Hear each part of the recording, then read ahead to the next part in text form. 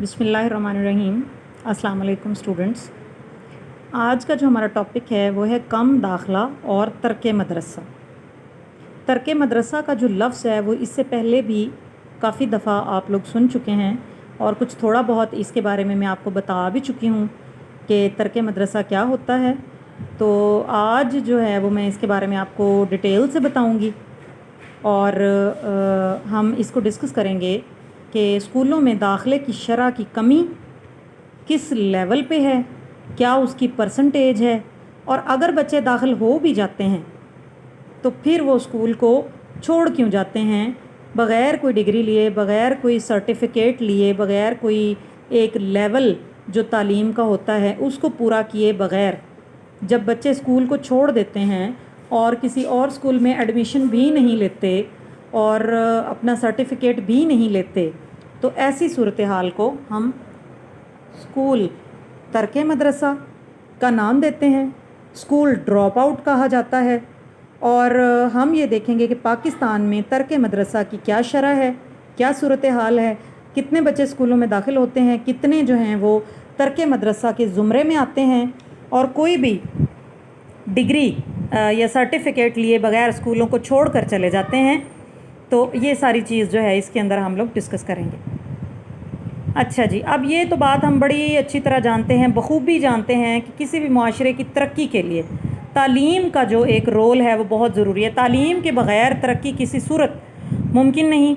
लेकिन जैसा कि हमने पीछे लिटरेसी वाले में टॉपिक में और जो तालीम निस्वां वाला टॉपिक था उसमें हमने एक बड़ी मेन वजह देखी और वो थी आबादी में तेज़ रफ्तार इजाफ़ा। अब जो आबादी में तेज़ रफ्तार इजाफ़ा है उसकी वजह से स्कूलों के अंदर बच्चों की जो तादाद है वो पहले से कई गुना बढ़ गई है। और आप देखें, बल्कि पिछले दिनों जो एक कॉलेज गर्ल्स कॉलेज पाकपतन में जो है उसके स्टूडेंट्स की तादाद मैं देख रही थी तो मुझे बड़ी हैरत भी हो रही थी और अच्छा भी लग रहा था कि फ़र्स्ट ईयर में राउंड अबाउट 700 जो बच्चे हैं माशाल्लाह से वो पाए जाते हैं। जब हम लोग थे तो हमारे पास मतलब 330 मेरा ख़्याल है हमारा आखिरी रोल नंबर था। तो उस वक्त हमें ऐसा लगता था, बल्कि सारे टीचर्स भी कहते थे कि बहुत तादाद है, बड़े बच्चों ने एडमिशन ले लिया, बड़े बच्चे आ गए। इससे पहले 200-250 हुआ करते थे। लेकिन अब आप देखें कि वही कॉलेज है, वही जगह है, वही आवाम है, लेकिन तादाद कितनी बढ़ गई है कि 700 को क्रॉस कर गई है सिर्फ फर्स्ट ईयर। ठीक है जी। इसी तरह से जो सेकंड ईयर है वो तकरीबन 500 से ऊपर है। तो ये सारे जो मामलात हैं ये क्यों हैं? आबादी में इजाफे की वजह से हैं। आबादी में इजाफा हो रहा है, उसकी वजह से जो है वो बच्चों की तादाद स्कूलों में भी ज़्यादा हो गई है। ऑब्वियसली जब बच्चे ज़्यादा होंगे तो ज़्यादा ही एडमिशन होगा। 2004 के आदाद शुमार के मुताबिक पाकिस्तान में प्राइमरी सतह पर तालीम में शमूलियत की शरह 83% है। यानी तालीम हासिल करने के लिए पहली क्लास में जो बच्चे एडमिशन लेते हैं उसकी बात हो रही है, जिसका मतलब ये है कि मुल्क में 5 से 10 साल की उम्र के बच्चों की कुल तादाद का 83% रस्मी या गैर रस्मी अंदाज में तालीम हासिल कर रहा है।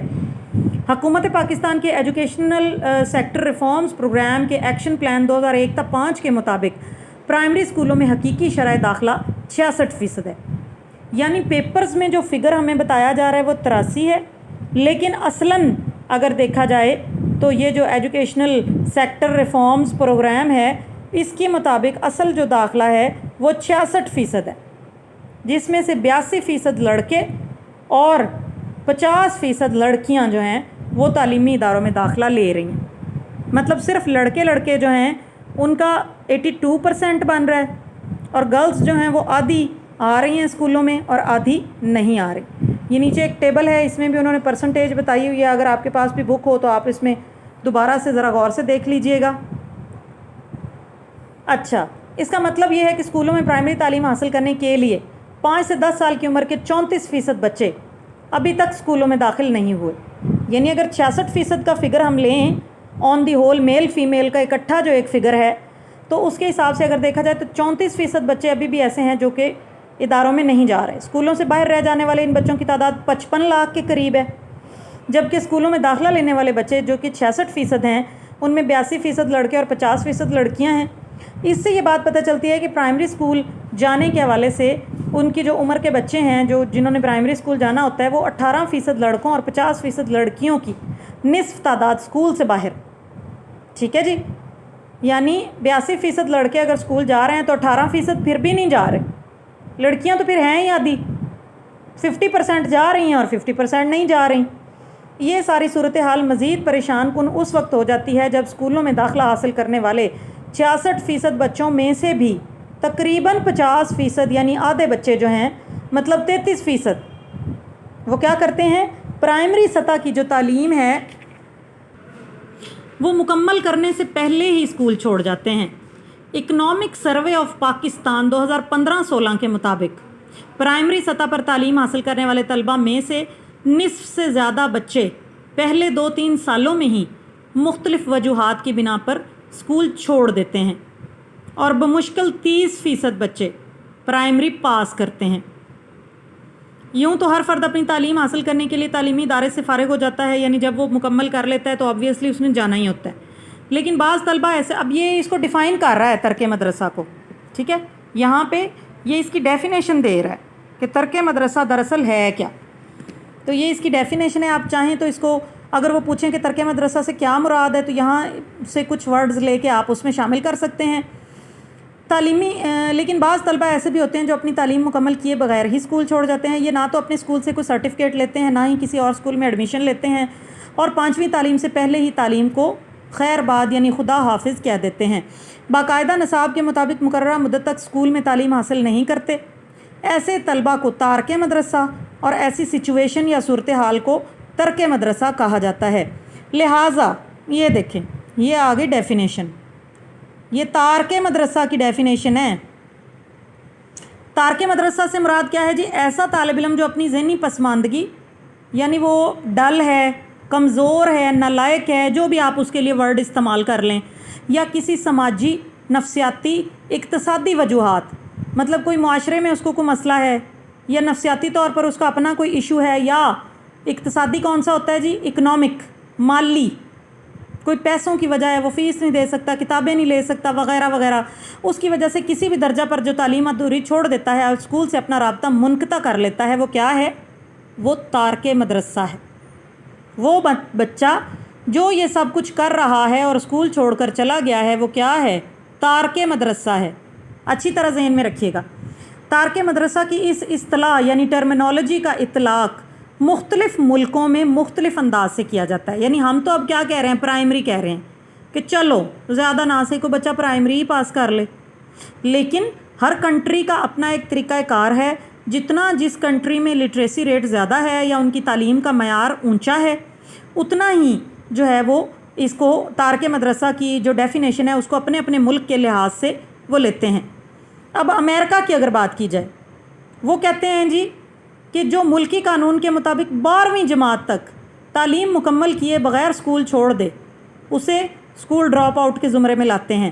ترقی یافتہ ممالک میں لازمی تعلیم حاصل کرنے کے سے پہلے تعلیمی سلسلہ منقطع کرنے والوں کو تارک مدرسہ, یعنی ہر ملک نے جتنی تعلیم کو منیمم لیول پہ کمپلسری ایجوکیشن قرار دیا ہے, اگر وہ والا لیول بھی پورا نہیں کرتا, چاہے وہ 5ویں ہے, 8ویں, 10ویں, 12ویں, کتنا بھی ہے, جتنی ان کی کمپلسری ایجوکیشن, اب ہمارے یہاں پرائمری تعلیم ہے کمپلسری ایجوکیشن, کیونکہ اس سے نیچے پہ ہم بات کو لا نہیں سکتے, تو ایسے بندے کے لیے انہوں نے اسکول ڈراپ آؤٹر کی جو ڈیفینیشن ہے یا ٹرم ہے وہ استعمال کی ہے. پاکستان میں اس اصطلاح کا استعمال عموماً پرائمری سطح کی تعلیم مکمل کرنے سے پہلے جو بچے اسکول چھوڑ جاتے ہیں ان کے لیے یہ ٹرمینالوجی استعمال کی جاتی ہے. ٹھیک ہے جی. پاکستان میں ترک مدرسہ کی وجوہات کیا ہیں, تو یہ ہم جلدی سے دیکھ لیتے ہیں جی. اچھا, پاکستان ویسے تو ہم نے وہ ایک چارٹ جو ہے وہ بھی آپ لوگوں نے غور سے اگر دیکھا ہو تو پاکستان لٹریسی کے لحاظ سے ویسے ہی کئی ملکوں سے پہلے ہی کافی پیچھے ہے. ہماری شرح خواندگی کو اتنی قابل فخر نہیں ہے. پرائمری سطح پر ترک مدرسہ کی شرح 50% ہے, یعنی پرائمری تک پہنچتے پہنچتے ہی آدھے بچے اسکولوں سے نکل جاتے ہیں. بچیوں میں یہ شرح اور بھی زیادہ ہے. تو یہ سوچنے والی بات ہے کہ تعلیم کے شعبے میں آخر ایسی کیا پرابلمز ہیں, کیا وجوہات ہیں جن کی بنا پر بچے کو ایک لیول بھی پورا نہیں کرتے اور مجبور ہو جاتے ہیں, اسکول چھوڑ دیتے ہیں. تو یہ سب ریزنز جو ہیں یہ ہمیں ہماری توجہ اپنی جانب دلاتی ہیں کہ آخر ایسی کیا ریزنز ہیں جن کی بنا پر یہ سارے معاملات ہو رہے ہیں. اچھا, فرسٹ آف آل ہے جی غربت. یہ واقعی ہی اپنے اندر اٹ سیلف یہ ایک بہت بڑا مسئلہ ہے، اور یہ کئی مسائل کی ماں ہے. یہ خود ایک مسئلہ ہے، لیکن اس سے پھر آگے برانچز نکلتی ہیں اور مسائل کی. تو ہمارے ملک کی زیادہ تر آبادی جو ہے وہ ایسے طبقے سے تعلق رکھتی ہے جو مفلسی اور تنگ دستی کی زندگی گزار رہے ہیں. روزگار نہیں ہے ان کے پاس، اگر ہے ابھی تو بہت معمولی نوعیت کا ہے. مہنگائی اتنی زیادہ ہے کہ وہ مطلب غربت نے ان کو بالکل دبا لیا ہے اور بالکل وہ پس گئے ہیں. تو ایسی صورتحال میں ایسی فیملیز جو ہیں وہ تعلیم کو ایک خرافات سمجھتی ہیں، ایک ایکسٹرا چیز سمجھتی ہیں. بلکہ میں آپ کو تھوڑا سا ایک شیئر کرنا چاہوں گی کہ ہمارے گھر ایک کام والی بندی آتی ہے، تو اس کا بیٹا اسکول میں 7th کلاس میں ہے. تو وہ جو ہے وہ کل پرسوں مجھے بتا رہی تھی کہ میں نے اسے کہا کہ اتنا عرصہ ہو گیا، 6 ماہ کی چھٹیاں ہو گئی ہیں، تو تم کہیں کسی جگہ پہ جا کر بیٹھ ہی جاتے، کوئی 4 پیسے کما کے لے آتے، میری ہیلپ کر دیتے.